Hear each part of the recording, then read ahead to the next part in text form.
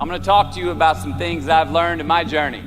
Most from experience, some of them I heard in passing, many of them I'm still practicing, but all of them I do believe are true.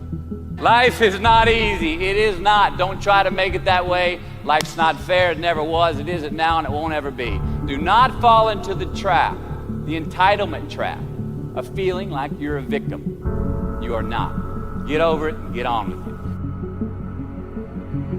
it. So the question that we've got to ask ourselves is what success is to us, what success is to you. Is it more money? That's fine. I got nothing against money. Maybe it's a healthy family. Maybe it's a happy marriage. Maybe it's to help others, to be famous, to be spiritually sound, to leave the world a little bit better place than you found it. Continue to ask yourself that question. Now your answer may change over time, and that's fine. But do yourself this favor. Whatever your answer is, don't choose anything that will jeopardize your soul. Prioritize who you are, who you want to be, and don't spend time with anything that antagonizes your character. Be brave, take the hill, but first answer that question, what's my hill? So first, we have to define success for ourselves. And then, we have to put in the work to maintain it. Take that daily tally. Tend our garden. Keep the things that are important to us in good shape.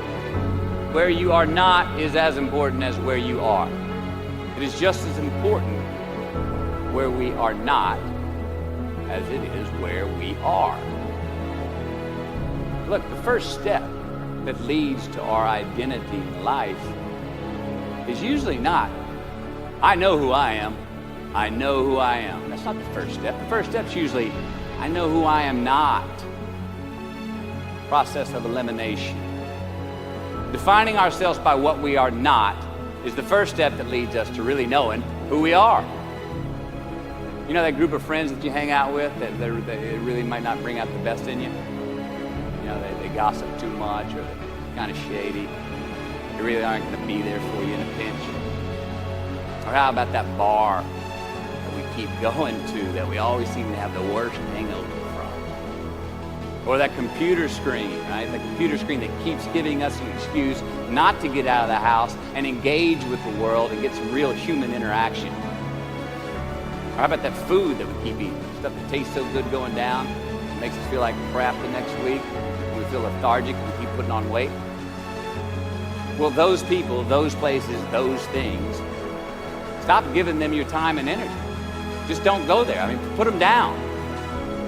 And when you do this, when you do put them down, when you quit going there, when you quit giving them your time, you inadvertently find yourself spending more time and in more places that are healthy for you, that bring you more joy. Why? Because you just eliminated the who's, the where's, the what's, and the when's that were keeping you from your identity. Like, trust me, too many options, I promise you this, too many options will make a tyrant of us all. All right, so get rid of the excess, the wasted time. Decrease your options.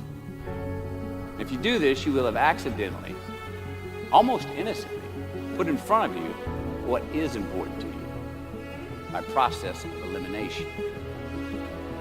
Knowing who we are is hard. It's hard. So give yourself a break. Eliminate who you are not first, and you're going to find yourself where you need to be.